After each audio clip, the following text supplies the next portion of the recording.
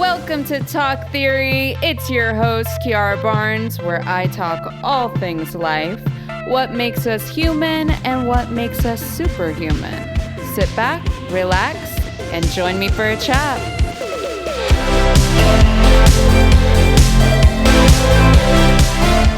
Hello, everybody.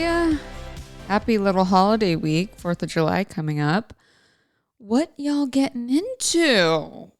Hope something fun now that the sun is finally coming out, at least on California's side. I feel like everywhere but California has been nice and sunny.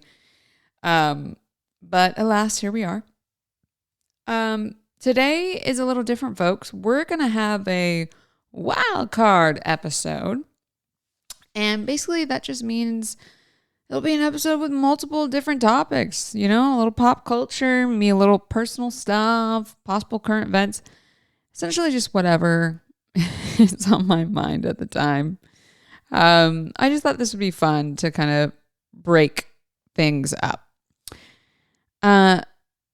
Y'all, the Barbie movie is coming out, which is pretty exciting. I'm looking forward to this. I'm definitely going to show up in a very cute all pink outfit, of course. I have had this plan for a while.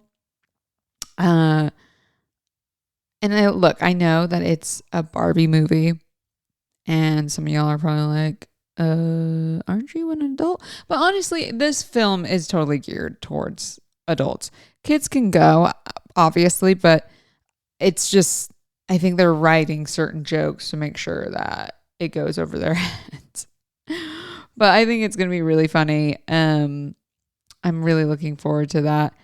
And I was a Barbie girl. I was. I'm also not going to lie, though. I was also a Bratz girl, for sure. I was obsessed with those, mostly because at the time, they were definitely the more, pushing the boundaries, especially on diversity and stuff. You guys are like, for a child's toy? I'm like, yeah. Honestly, Bratz were they had, the lip gloss, the, tube tops and stuff. It was different from Barbie. But no, mostly because I loved them because of the diversity in their lineup. So I just naturally, I think, gravitated towards them. And yeah, so I'm looking forward to that movie coming out. And I feel like also, since we were talking about movies and stuff, I do just want to take a little sack to address the writer's strike that's happening and possible actor strike. We don't really know. So if you don't know what's going on in the entertainment industry, this isn't really your bread and butter. There's a current strike happening that has put just a lot of Hollywood on hold and a lot of lives on hold.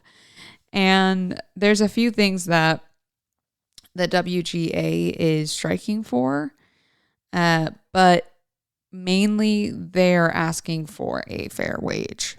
There's been a huge gap with all the adjustments of how just prevalent streaming has become.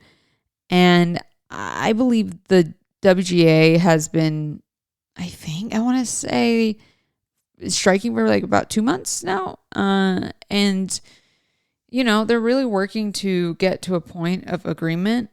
And so with that strike happening, there's no writers in these rooms. And so there's not a lot of work that can be done without writers. Not a lot of shows or films to shoot. And I know another thing was with AI developing so quickly, there's been talks about AI writing scripts, and it all sounds really ridiculous. And it's yeah, I'm sure an AI could write a good script, but at the end of the day, we humans go to movies to connect to humans, or we watch shows to understand ourselves and understand people more. It's a therapeutic thing that we go and watch other humans be humans. And so when you have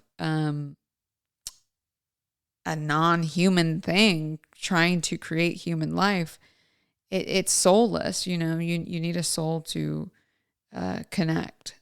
And so that's an issue. But there hasn't been an official SAG strike. The Actors Union is in negotiations, I believe, and we're looking for some agreements to protect us from, again, the AI situations. Because I think with where we're standing, it's good to have that kind of security that our jobs or likeness, it won't be compromised by a robot. And also just some changing with streaming and residuals again. And that's really a whole further topic that would take me a good 30-45 minutes to get into, because I can really go off. But I'll spare y'all that.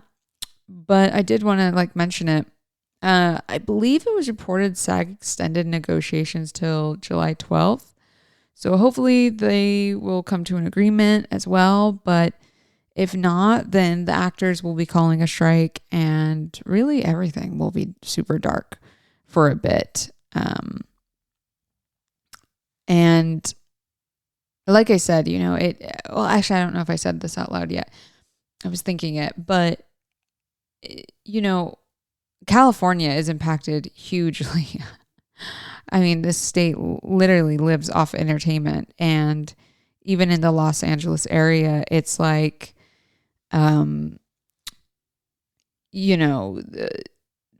have your stream sis, or you costume places, or clothes where you go buy clothes at, or food where you get food or catering for the show, and people create music for the show, writers, there's a lot of people that are affected. Even like I said, the food, mom and pop shops around or whatever, that they're getting a ton of service because there's a production working nearby, stuff like that. And so when something like this pauses, a lot of people are affected by it. It's not even just people within the entertainment industry.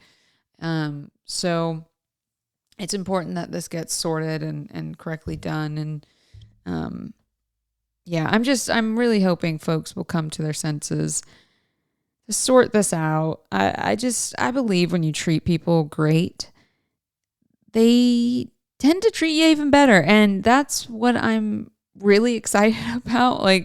The level of creativity that's about to just burst out. When you are paid what you're worth and respected for what you do, you tend to want to show up, and do your best. So I'm really excited to see what becomes created when you have an entire industry that is functioning again in that better energy. And I'm very much looking forward to it, and looking forward to working with new faces and getting back on set. But, first things first, we gotta make things right. You know what I mean?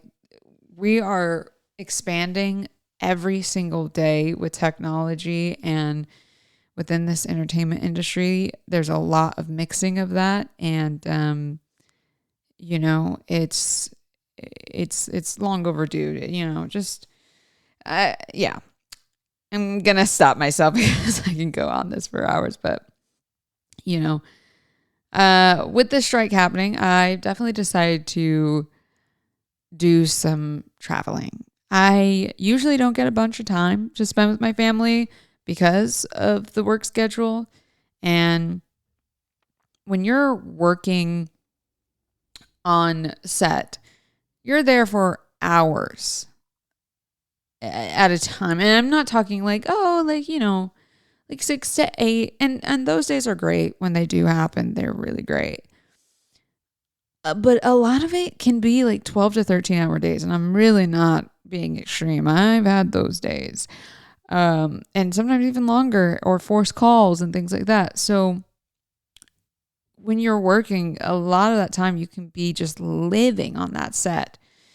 And there's a lot of work and prep that goes into just even breaking down a script and your character and the scenes that you have to really lock in fully. So I've missed out on a lot of different things over the years because, I love the craft. And um, when you want to do your best and create something that other people can connect to, you're going to put time into that and research and, really basically go into the gym and like work out all different scenarios and really get as far as you can with the character so that on the day you've exhausted every option. So that means that you can let go and be moldable and change and shift. And, but in order to get to that level of comfortability and sense of safety, and groundedness, like you have to do the work. And the trade-off with doing the work is that you don't always get to, be everywhere all at once. That's a movie, right? Great movie. So yeah, I'm going to do that. I'm going to, travel. And I realized that I don't always get the opportunity to have this much time to go see people and do stuff. And I'm definitely blessed and fortunate to be able to go and even travel during this strike and this time. So, with that, I'm just going to just be grateful and move forward to do it. And I don't know about anyone else, but I can sometimes also, because here's the thing, I want to go, but I want to enjoy, I want to be present. I don't know about y'all, but I can sometimes get a little cabin fevery if I don't have something to do. So this will be a good exercise for me to not be planning all the time or working all the time. And yeah, I'm just going to have to enjoy the company I'm with and be present. But I tell you this, next summer, I am doing a full European summer. I want like a good 2 to 3 months there so that I can go to all the places that I want to go. I definitely want to go back to England. I loved England. Absolutely stunning. I loved Italy and I want to go back to Italy. And I've been in Ireland for like 5 seconds, like overnight, but I didn't really get to see Ireland like that. And most of all, south of France. I really want to go to south of France. I did Italy in the winter, but I definitely want to do that in the summer.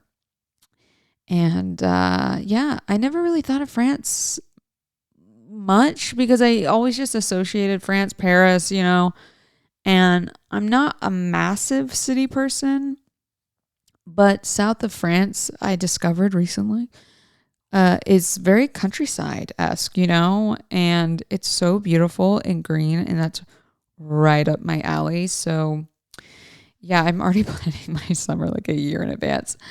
And honestly though, I was kind of sad because I feel like everyone and their dog went to Europe this summer, but I don't know. Like, I swear, I saw numerous people that I know in Italy or France or somewhere over that way living their absolutely best life. And me just like, just watching their stories.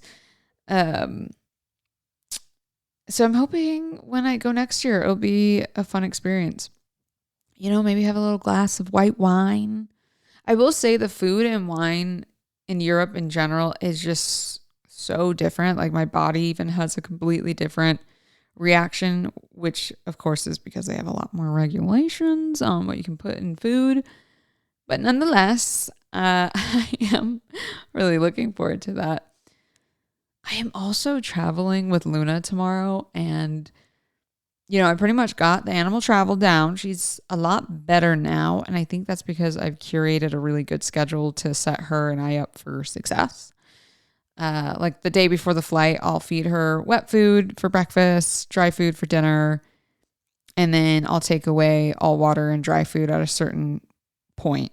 And she's good to go. And I have to do this so that she doesn't have accidents. Trust me, she's okay. She's a trooper, honestly. I've traveled to so many places with her.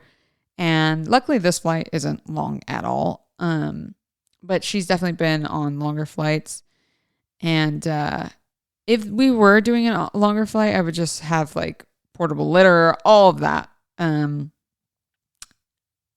yeah, the real ones who have been listening for a long time know about the Chicago incident where I got a crazy layover. There was this insane storm. I was trying to get to Puerto Rico from where was I? I think I was in Utah Utah, but it was like the end tail of winter. And this was for the second season of Fantasy Island. And I got stuck in Chicago for like 2 days. And it was so stressful of running back and forth to the airport. And long story short, 3 a.m. in this very interesting hotel, running to, getting this shifty taxi where like the door was held on by wood and like the flooring was wood. Anyway, so then I find myself at Walgreens begging the workers if I can get some cardboard without looking insane, while another like man is like it's like 3 a.m. like following me. Oh my gosh. Ugh. And anyhow, I took the card box. You have to laugh at it now. During the time that it was happening, I was not laughing. I was very stressed. But yeah, I makeshifted this litter box and did what we could. And we made it to Puerto Rico eventually. But yeah, ever since then, that's why I like on long flights, I always bring the portable litter box just in case.